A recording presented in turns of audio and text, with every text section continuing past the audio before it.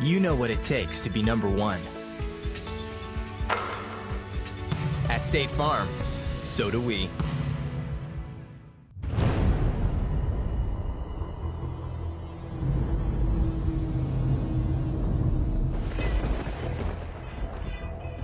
Still on his feet, 35, and Peerman won't go down until he's to the 39-yard line.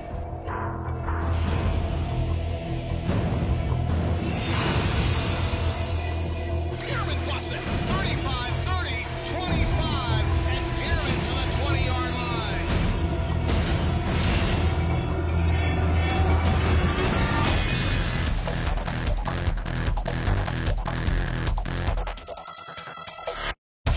Never die easy. That's my motto that I've sort of taken as a motto from Walter Payton, one of his books that was written a while back.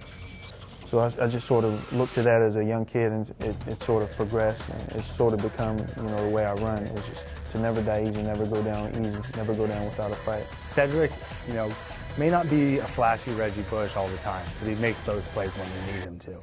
But he carries himself in a way and runs so hard, just like Walter Payton, punishes people.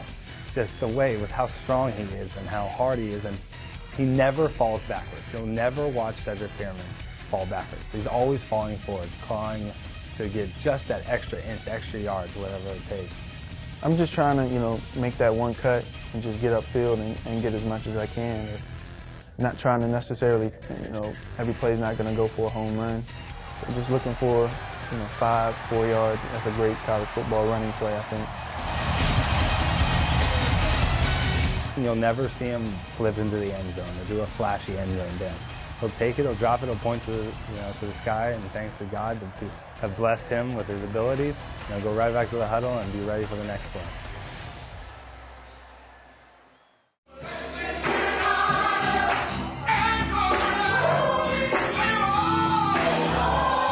We are here to acknowledge what Cedric has shared with us and to give him our blessings as he goes forth in the ministry.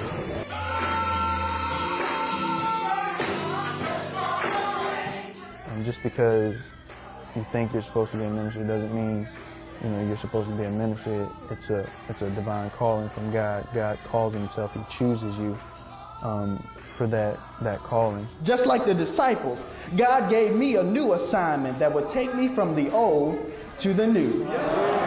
Because when God called me, he said, no longer would I just play football. No longer would I hide amongst the crowd.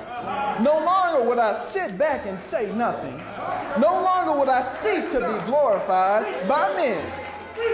But when Jesus called me, he said, from now on, you will preach my word. From now on, you will carry my word instead of just a football. From now on, you will use football for my glory and not for yours.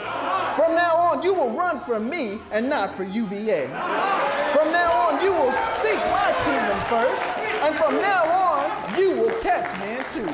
Something that stands out in his first sermon was he gave a sermon on Luke 5 and about how Jesus told his disciples that they would now be catchers of men rather than catchers of fish.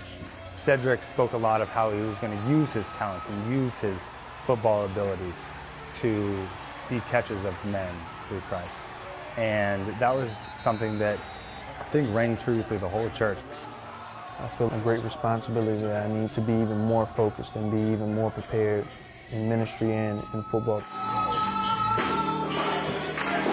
He graduated a semester early.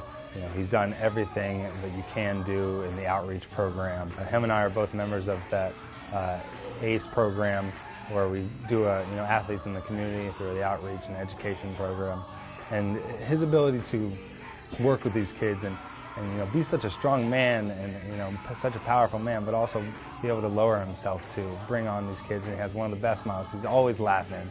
He's just he's a model Cavalier, and has done everything for us, and we really appreciate him, and I've appreciated him as a friend, and he's definitely a great role model for anyone.